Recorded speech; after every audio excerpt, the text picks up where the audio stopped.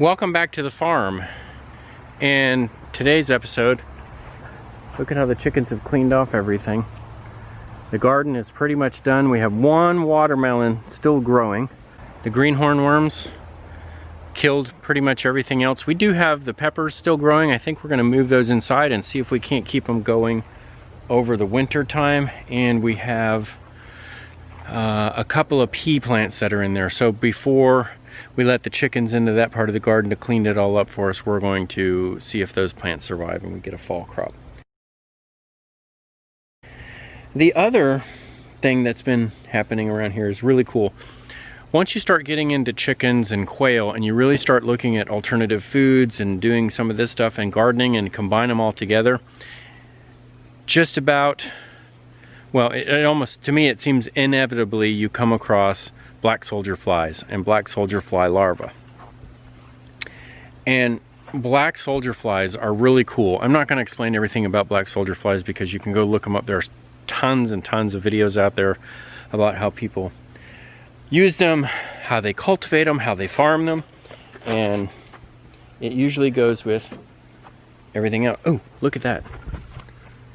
Cow killer. See that? That big red, the big red bee there? Anyway, that big red bee is called a, I don't know the proper name for it, but the nickname for it is a cow killer because they say that a sting from one of those could kill a cow. Cool thing about that is it's a wingless bee. And we used to see them quite a bit in Georgia and Texas down south, and I was kind of surprised to see them way up here in Virginia. But evidently they're up here in Virginia and we see them all the time. So the other thing is black soldier fly, back to that. So I've been emptying out the quail bins every night and composting it.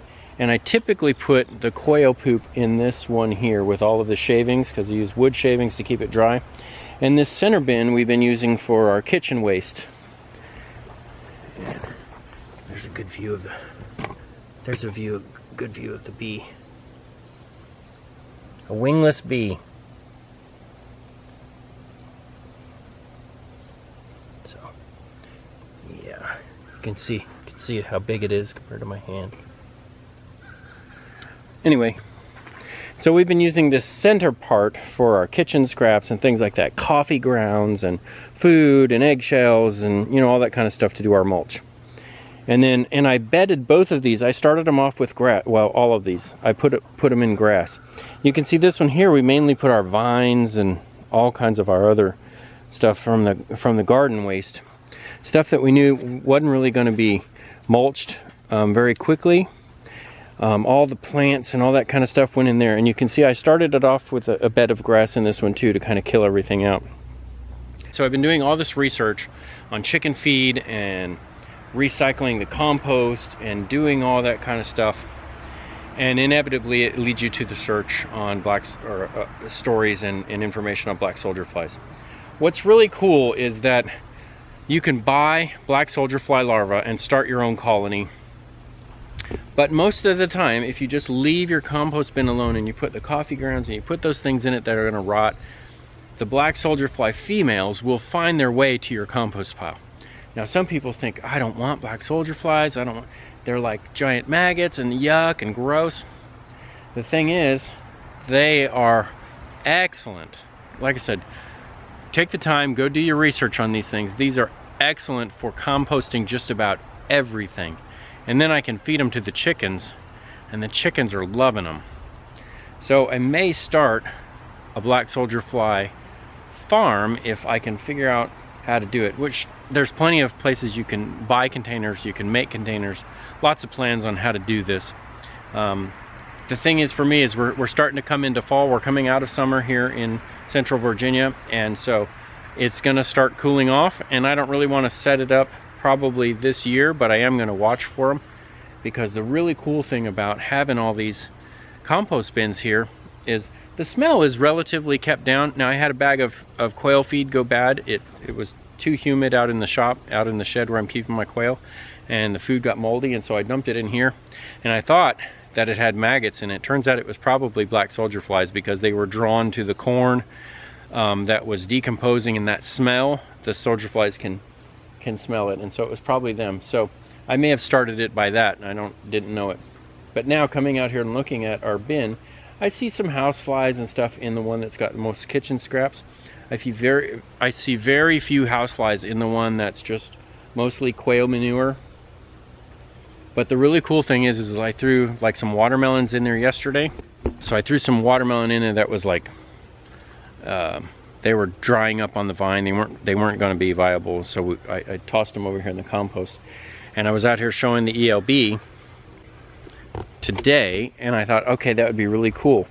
So this is just how easy it is to get black soldier flies, and you can start your own colony, and I may do that later. But in this case, I have some watermelon, and I don't know if you can see it. I'll try and hold the camera still here for you. You can see how just, let's see if I can make it to where you can see it. You can see how the mulch pile is just moving. There's things moving all over in this pile. Right?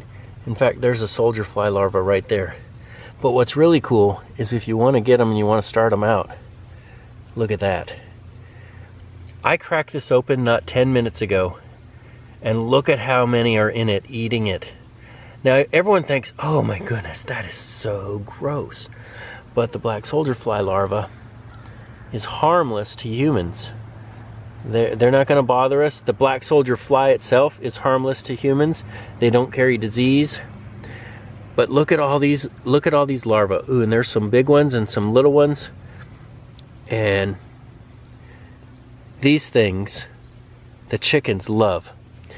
They are, so I'll keep them buried there and let them go after that.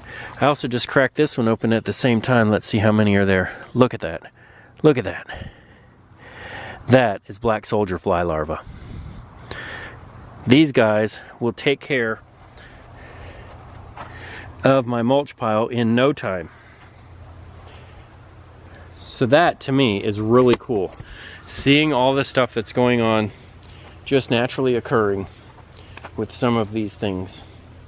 So really the easiest way for me to harvest some of these, if I want to harvest them and start growing them myself, put them in a bin, which I may do, is just to go get me a piece of fruit or a vegetable, cut it in half, leave it on here for a half an hour, and pick it up, and I've got the start to my colony right there. And I can let all these other ones keep eating naturally and doing what they're doing. So I don't know how many I have in here, but I know that if you ordered them off Amazon, and if you get 1,000 of them, they're 10 or 15 bucks. So there's lots of people that have cultivated these things and are doing really well with them for chicken feed, for cow feed, for fish feed, for a lot of other feeds. So yeah, that's a very exciting thing that happened on the farm here recently, and I am looking forward to seeing if I can cultivate and grow the black soldier fly along with the chickens and the quail, and they kind of have a relationship that will help each other. With the black soldier fly, I can let them go naturally. The worms are gonna eat all my compost, and they eat everything: manure, meat, vegetables. They eat just about everything, interestingly enough, except fiber. So the wood chips and stuff, they probably won't eat that, but that'll rot away and that'll be fine. They will eat some of it if they have to, if there's nothing else left. But wood chips and grass and that kind of thing, the fibrous parts of the plants, they tend to not eat, from what I understand. So, but they eat everything else, and they will compost it. And so I'm going to look into doing that, and we'll have to see how that goes. If I end up doing a soldier fly colony or a soldier fly nursery, then I'll take you along for the journey, because it really is pretty easy. All right, thanks for watching, and until next time, cheers.